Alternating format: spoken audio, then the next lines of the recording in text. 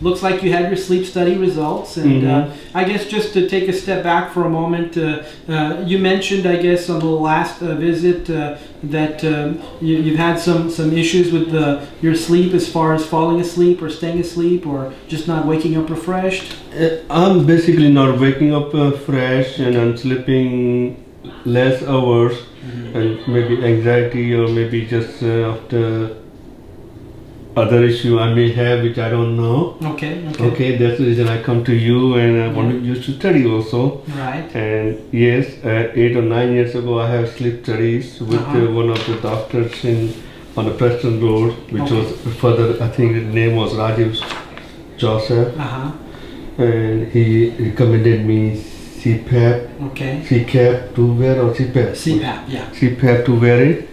First couple of years I was wearing, and then it became annoying and coming out, so I did not want to wear.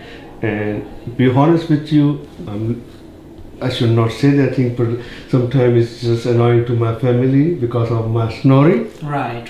Okay, and they say I snore too much, which I don't believe, but at the same time, they can hear, I don't hear. Exactly. Okay. Exactly. So, and now I'm going on vacation this end of this month, and I say, okay, let me go and to you because I heard your commercials on the radio. So got that number, called them, got an appointment, and front desk were very courteous, or whoever answered the phone, they were very nice, and they won my business kind of thing. Hey, I'm coming, rather than going to my old doctor, previous doctor, or buying new machine. I said, let me go and get a second opinion. So that was my intention, and when I came here, I didn't know his name. I just saw Della Sleep. So here I came and I saw the name. I said, well, it's interesting to see doctors from my country, maybe. I don't know where you're from, be honest with you.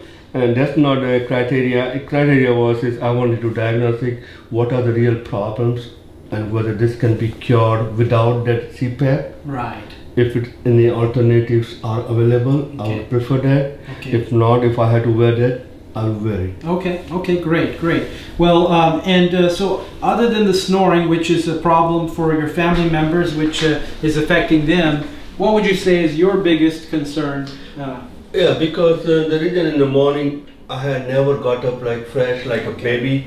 When you were young, you just fresh and you just go kind of thing. Now it's like I'm forcing myself, I have to go to the work. And even though if I don't have to go to the work, I have to get up to keep my mobility. And so let's go over the results of the study, see what we can find out from this that can help us to keep moving things in the right direction. So it looks like the night you were here in the lab, you were asleep for almost 6 hours. During that time, we saw that you were snoring, but more importantly, you were having quite a bit of breathing disturbance. So we saw that you were having some apneas, hypopneas, and raras, which are due to varying degrees of collapse of your upper airway here in the back of the throat, which were disrupting your sleep. So overall, averaging about 27, 28 episodes per hour. So that's about once every other minute during the night where you're having one of these events, which is really disturbing your sleep. And so that's consistent with moderate sleep apnea. So if we're looking at these numbers are normal, I'm way behind. Yeah, you're for everything, on everything, right? On oxygens and everything. Yeah, everything is above the normal. So how can I become a baby where I can have everything? Well, we can do it. There's a couple of ways we can do it. And before I go into that, just briefly, your oxygen level dropped as low as 82% during the night, and that's typical when we have somebody who's having sleep apnea. The oxygen level tends to drop below the normal range. Anytime it gets down to 90% or below 90, we get concerned because that's not good for your blood pressure, your heart, and your brain. And so that's also consistent and as a result of the sleep apnea. And you are having a lot of fragmentation of your sleep. You're waking up frequently during the night, even though many of these awakenings may be very brief. You're not aware of them, but your sleep is fragmented and really keeping you from getting good quality sleep. So as far as the treatment options are concerned, one option is CPAP, as you mentioned before. Things have improved if it's been a few years since you last tried it, so there have been improvements in the devices as well as the masks. They've gotten quieter and smaller. Most devices are quieter than the air purifier here in the room. So I can barely even hear that. And the masks have gotten much smaller and quieter as well, and more comfortable. In addition, there are advances to CPAP or options we can try if that wasn't the right treatment for you before. For example, CPAP is giving you one pressure the entire time, whether you breathe in or out, as you know from experience. Yes. But there's this type of treatment we call bilevel, which is a step above a CPAP. It looks the same, and the mask styles can be the very same interchangeable ones. But bilevel treatment gives you two pressures. One when you inhale, and when you exhale, it drops the pressure some. Oh, okay. So some people find that more comfortable if they're not tolerating CPAP, and in some cases it's more effective. So which one you would recommend and what you would suggest because you are expert in this area?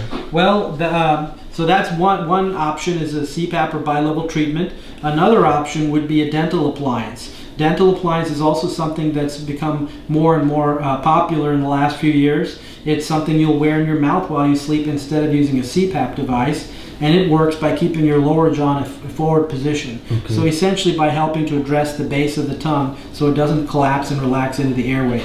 Base of the tongue is one of the two more common problem areas that contribute to sleep apnea. The other one being the soft palate and uvula. So these are the two most common problem areas, and they usually play a combination role in this. So the advantage with the dental appliances is it's going to be addressing that base of tongue, and you don't use the CPAP.